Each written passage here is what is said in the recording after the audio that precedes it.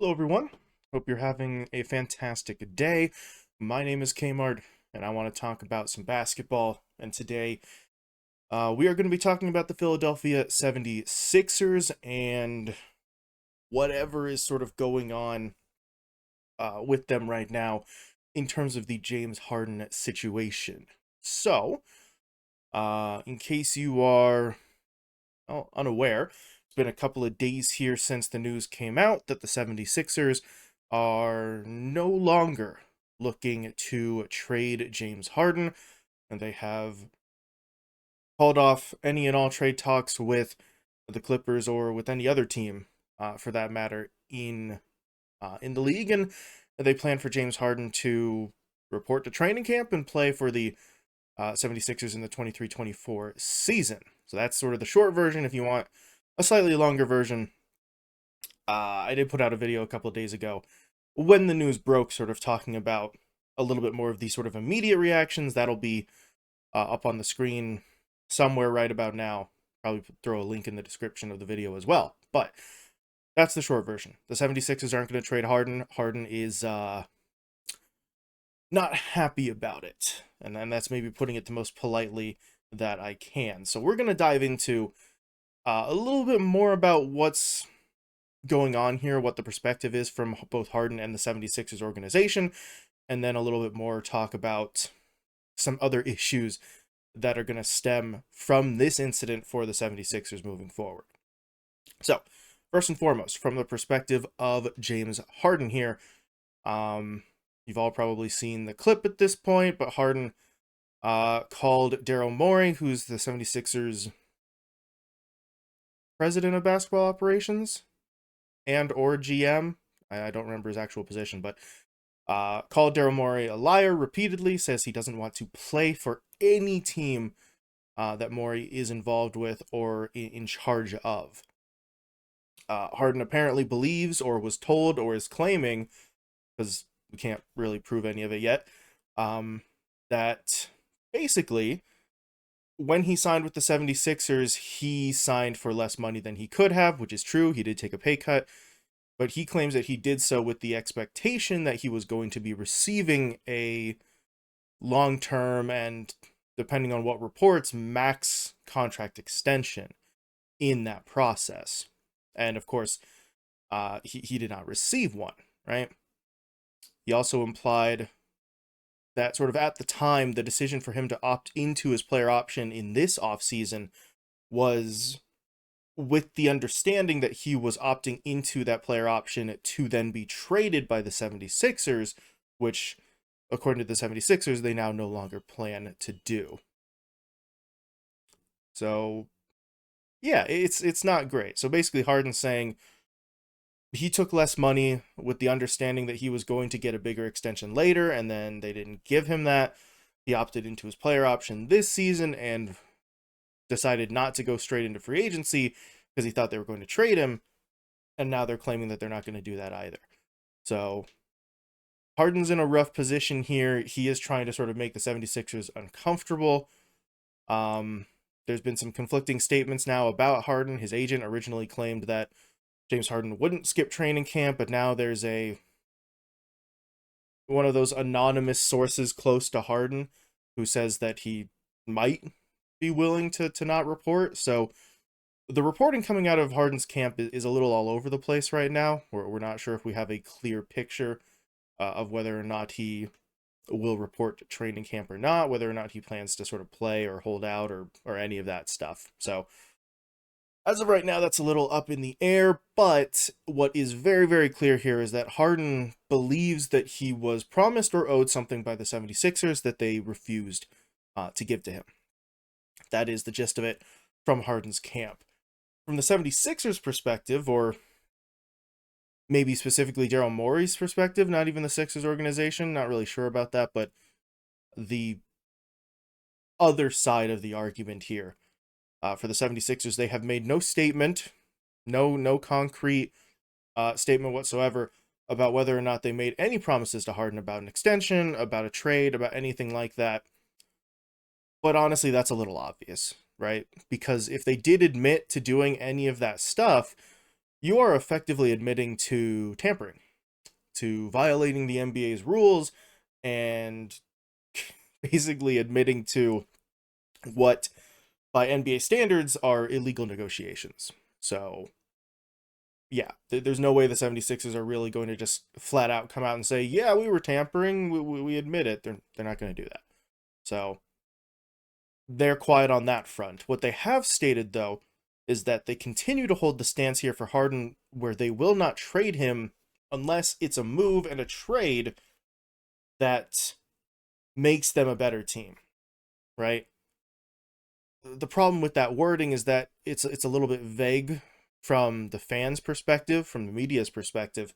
We don't really know exactly what would make a trade good or bad in the eyes of the 76ers front office. Obviously, everyone has their opinion of what a trade that would make the 76ers better looks like, but the only definition that matters is the one from the decision makers, not from, the fans or the media. If they think that there's a good trade out there and Morey or the 76ers front office disagrees, then the trade just doesn't happen. And, well, at this point, the definition has to change even further, right? They say that they won't make a trade unless it's one that helps them, but if Harden's threatening not to play, then at this point, any trade might be a trade that makes you a better team just because you'll get back a player in exchange who does not actively hate your organization and is threatening to hold out. So the goalposts may sort of shift in terms of what constitutes a good trade here, but previously in the offseason, that was the barometer for them. They wouldn't make a trade unless it was one that would make them better, but we're not sure what offers even existed in the first place, and what made previous negotiations, if there were any, fall short of that sort of bar. But it leaves the 76ers in an awkward spot here because they fully expect Harden to report to training camp and to play out the season, and presumably to do so at 100%, right? To not sort of just go in and put in the bare minimum or show up to training camp, significantly overweight like he did previously in his career. They expect him there and at 100%. And that does seem like a slightly unrealistic expectation considering the point that the player and the team are at right now in their relationship. But whatever. It is what it is. If you're from Harden's camp, you're fighting for him. If you're from the 76ers camp, you're fighting for the team. If you're a fan of the 76ers or just a fan of basketball in general, you are probably in a position where you're just hoping for this to be resolved in some way, right? Trade him, patch things up, give him an extension, do whatever, but make the weird sort of drama of the off season resolve in some fashion. But if that's the scenario that you want to play out here, you might be waiting for a little while because I don't really know exactly where this goes. But the problem is this whole James Harden saga, this debacle here between himself and the 76ers, obviously has a significant impact on the team itself outside of just whether or not Harden plays or is happy. This was something that I alluded to slightly at the end of that last video this weekend. Again, that'll be, well, it won't be on the screen now. It's been a while, but the link will be in the description of that one. But we'll sort of maybe expand on some of those points a little bit here. The first issue for the 76ers outside of Harden's situation is that this roster is relatively unchanged from last season's. And at first glance, people might think that's a good thing. There's a certain degree of continuity there. And technically speaking, that is true. But this is a roster that last season failed to reach the Eastern Conference Finals again, right? Failed to get out of the second round again. So does the team, as currently constructed right now, have enough to take that next step? I mentioned in that previous video, they did lose some guys, right? They were also able to pick up guys like Mo Bamba, guys like Patrick Beverley, who can certainly help, but no moves that I think you would definitively point to and say that move made the team better, just straight up, right? A lot of sort of plugging holes, a lot of maybe lateral moves, considering some of the guys that they lost, some of the bench depth that went away. So the team already fell short last season, and they're going to come into this season with a roster relatively unchanged outside of a handful of players, and now Harden maybe being very much upset with the team. So, do they have enough to win on paper? Do they have the mental fortitude and the chemistry between the players and the coaching staff to not let this distract them as they prepare for the season? I think that's going to be the interesting thing here that we're going to watch over the first couple of months and maybe into that mid-season tournament, is where the 76ers stand, how they look playing together. The same way that we put the Warriors under a microscope at the start of this last season after they had some incidents in the preseason, right? The whole thing between Draymond Green and Jordan Poole and the punch in practice. We were micro analyzing every single game for the first couple of months from them, seeing, you know, if it had affected their chemistry, if it had sort of a negative impact on the team. And that didn't go away for a long time.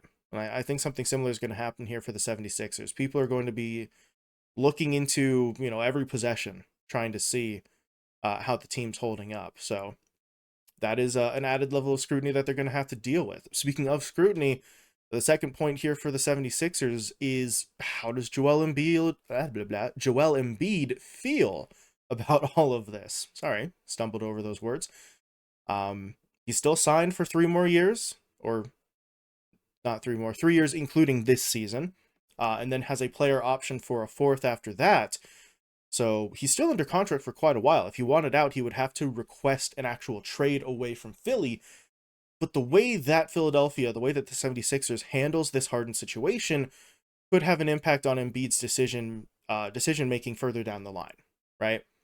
If he sees and maybe doesn't like the way that the 76ers treat Harden, it can affect his own process in terms of his next contract or how he approaches playing out the rest of his current contract for the team. We have seen that happen before. Players' opinions on their current team sort of sour based on scenarios that, at least at first glance, don't directly affect that player in particular. So, I don't know. It's something to look at, especially considering maybe some of Embiid's previous comments in this offseason.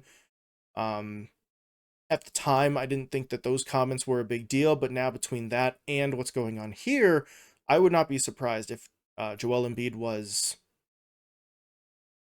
at least keeping his options open at this stage. Just sort of looking at the front office in Philadelphia and wondering whether it's the place that he wants to be long term. I don't think that there's going to be any immediate movement on that front yet, but it's more of a possibility now than I think it was a month or two ago. So that's something to look at. Are you potentially alienating your franchise cornerstone here? And now how do you build teams into the future around Embiid, presumably? Because the third point to look at is, how does this incident affect the organization's reputation moving forward with trying to make trades, trying to make deals, trying to sign free agents?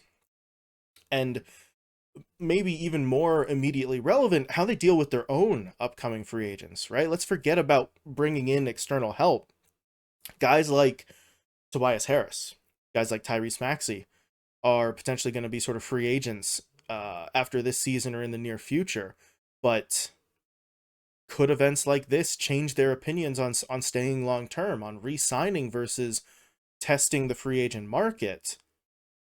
If so, that means that the team may be down to this season being its last best shot at making a run with this version of the team, right? With Harden, with Maxey, with Harris, with Embiid.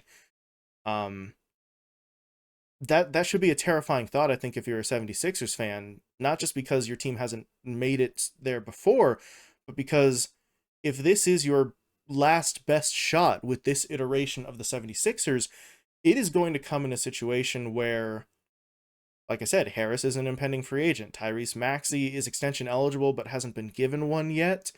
And James Harden has declared effectively the NBA equivalent of a blood feud with your president of basketball operations and doesn't want to play for your team.